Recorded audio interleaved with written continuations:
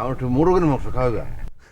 ও এই কথার জন্য আপনি আমার এত সকাল সকাল ঘুম থেকে উঠাইলেন। আব্বাজান, আমি আপনার 10টা মোরগের মাংস খাওয়ামু। না বাপজান, 10টা না 5টা না, আমি তোমার ওই লাল টুপিওয়ালা শ্বশুরের ফাইটার মোরগ রোস্তমের মাংসটা খাইতে চাই, জীবনের ছোট্ট একটু আশা। রোস্তম আমাগো ফাইটার, আমাগো গ্রামের গৌরব, আমার জানের জান, প্রাণের প্রাণ। এরকম অবলা প্রাণী নিয়ে যদি তুমি আর একটা কথা বলছো, আমি তোমারে বিয়া করব না। আচ্ছা ঠিক আছে, আমার ভুলে।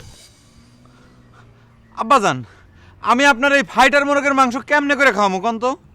ওই ফাইটার মোরগটা খালি আমার শ্বশুর শাশুড়ি বউয়ের প্রাণের জিনিস না, ওই গ্রামের সকলের চোখের মনি, বুকের ধন। সকলেই মোরগটার ইজ্জত করে, ভালোবাসে। আব্বাজান, ওইটা ওই গ্রামের ইজ্জত। অন্য গ্রামের সব মোরগ সে বছর বছর পরাজিত কইরা সে চ্যাম্পিয়ন হয়। আমি আপনারা কেমনে করে ওই মোরগের মাংস খাওয়ামু কোন তো আব্বাজান? শোনো বাপজান, মাইকে অ্যালাউন্স করছে আগামী শনিবার বাদ জোহর মোরগে নাড়াই। তোমার শ্বশুরের ফাইটার রোস্তম যাতে হেরে যায়, সেই জন্যে আমি সুনুটিয়ার আব্বাস আলীরে তার মোরগ নিয়ে আইতে কইছি।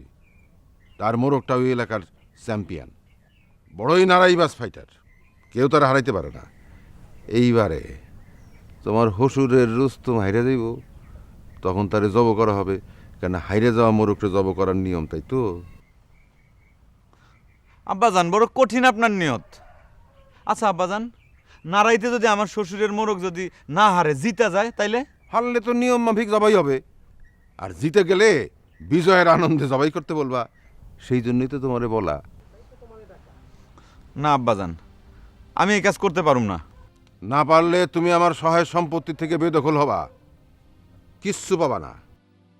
আব্বাজান, আপনি বড়ই কঠিন মানুষ, বড়ই কঠিন আপনার মন। আপনি লোহার মতো কঠিন, আপনি পাথরের মতো কঠিন।